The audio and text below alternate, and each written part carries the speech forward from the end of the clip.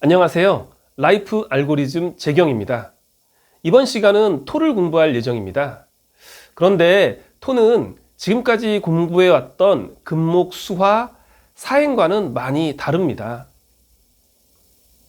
지금까지 운동성을 위주로 말씀을 드려왔잖아요. 토에게는 그런 운동성이 없다는 겁니다.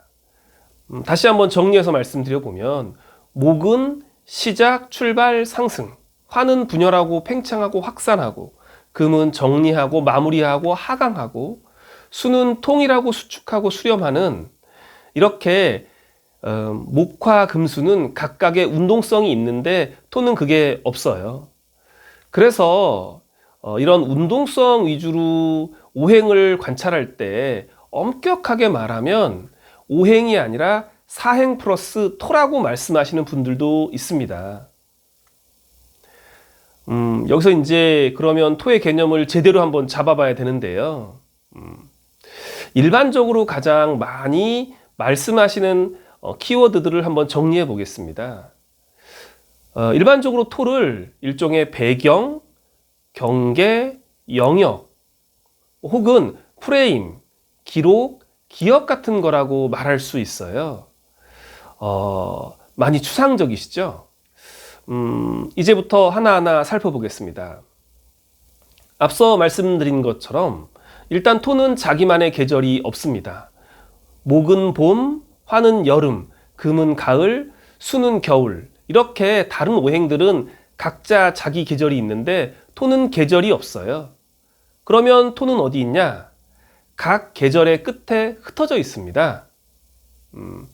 제가 지금 원문을 조금 준비했는데요. 궁통부감에 나와 있는 논토 첫 구절입니다. 오행지토 산재사유 고금목수화 의이성상. 내용을 좀 풀어보면 오행 가운데 토는 내 귀퉁이에 흩어져 존재하는데, 그런 까닭에 금목수화가 거기에 의지해서 상을 이룬다 라고 해석할 수 있습니다. 그런데 이 말을 역으로 생각해 보면요, 토가 없으면 금목수화는 그 형상조차 못 드러내는 겁니다. 이게 좀 이해하기 어려운 얘기라서 오늘은 프레임이라는 단어를 중심으로 설명을 해보겠습니다. 자, 한번 생각해 보겠습니다. 토를 카메라 프레임이라고 한번 가정해 보자고요. 피사체가 이 프레임 밖에 있으면 카메라에 찍히지 않겠죠? 잘생겼든 못생겼든 일단 이 프레임 안에 들어와야 찍히는 겁니다. 찍힌다. 이게 바로 상을 이룬다는 말이랑 같다는 겁니다. 자, 일단 카메라에 찍히면 기록될 수 있겠죠? 몇 월 며칠 북한산 정상에 친구들과 갔었다. 뭐 이런 식으로 말입니다. 이렇게 기록되고 또 사진첩이나 컴퓨터에 저장할 수도 있잖아요. 그리고 그 사진을 볼 때마다 즐거웠던 친구들과의 시절을 추억하기도 하고요. 그래서 토를 기억, 기록, 저장, 추억이라고 말하기도 하는 겁니다. 그런데 만약에 말이에요, 북한산에 가긴 갔는데 사진을 안 찍었어요. 그러면 어떻게 되죠? 몇 달만 지나면 어디를 갔었는지, 누구랑 갔었는지 기억이 잘 안 납니다.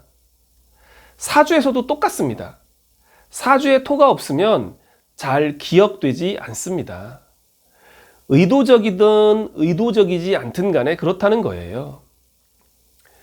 또 하나의 예를 들어보겠습니다. 어떤 대단한 예술가가 있다 쳐요. 그런데 이분이 산속에서 혼자 작품 활동을 하다가 돌아가셨어요. 그래서 지금은 작품도 남아있지 않고 성함도 몰라요.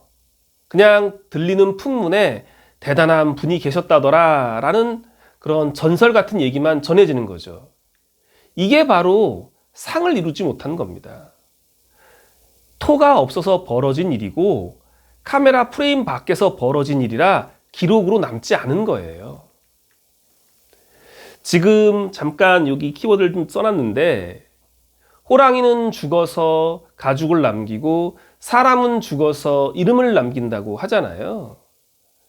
만약에 어떤 사람 사주팔자에 토가 없다면 아무래도 마땅히 남겨야 될 이름을 남기기가 쉽지 않겠죠? 물론 이 부분은 개인적인 노력이나 인연 따라 달라지고 사주의 다른 글자들에 따라 달라지기 때문에 단정적으로 말씀드릴 수는 없지만 일단 이론적으로는 그렇다는 겁니다. 앞에서 토는 일종의 배경, 경계, 영역 같은 거라고 말씀드렸잖아요. 지금까지 말씀드린 카메라 프레임을 떠올리시면 이런 다른 개념들도 조금씩 이해가 될 것 같습니다.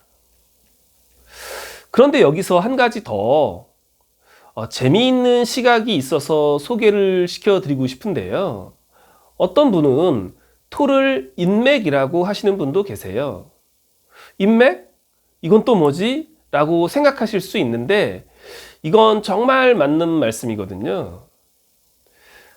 우리가 어떤 한 인간의 실체를 어떻게 알 수 있을까요?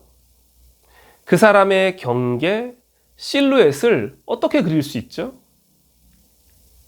그를 둘러싼 사람들을 통해서 알 수 있지 않을까요? 그런 의미에서 토가 인맥이라는 통찰은 매우 훌륭한 접근이라고 생각합니다. 이번에는 진미술축에 대해서 말씀드려 보겠습니다. 앞서 금목수화는 토에 의지해서 상을 드러낸다고 했잖아요. 바로 이 부분인데요. 자, 진미술축을 안내해 드리려고 하는 건데요. 봄을 사주팔자술에서는 흔히 양력 2월, 3월, 4월이라고 합니다.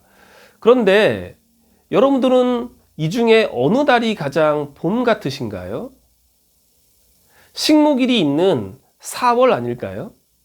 4월은 바로 봄의 마지막 달인 진월입니다. 이게 진토죠. 토예요. 자, 이번에는 가을로 가볼까요? 양력 8, 9, 10월이 가을인데요. 이 중에 10월이 가장 가을 같지 않으신가요? 10월 돼서야 단풍 구경도 많이 가고 낙엽도 많이 떨어져서 볼만하지요. 그래서 이 술이라는 글자가 가을의 상을 가장 잘 드러내고 있는 겁니다. 물론 아시겠지만 가을은 금의 계절이지요. 중언부언하는 것 같지만 어쨌든 그런 의미에서 술이라고 하는 술토가 금의 상을 가장 잘 드러내는 글자라고도 할 수 있잖아요. 마찬가지로 여름 중에 가장 더운 달은 미월입니다. 7월이죠. 겨울 중에 가장 추운 달은 양력 1월입니다. 축월입니다. 이처럼 봄, 여름, 가을, 겨울 중에 가장 그 계절답게 느껴지는 시기는 어김없이 진월, 미월, 술월, 축월이고요. 아시다시피 진미, 술축 모두 다 토입니다. 설명이 좀 부족한 것 같긴 하지만 어떠세요? 각 계절이 이렇게 토에 의지해서 그 상을 드러내고 있다는 것을 짐작하실 수 있으실까요? 자, 지금까지 다양하게 토의 면모에 대해서 살펴봤는데요. 사실 정말 많이 부족합니다. 토에 대해서 얘기하기 시작하면 하루를 꼬박 얘기해도 부족해요. 하지만 부족한 부분은 천천히 채워가기로 하고요. 이번 시간은 여기까지 하겠습니다. 감사합니다.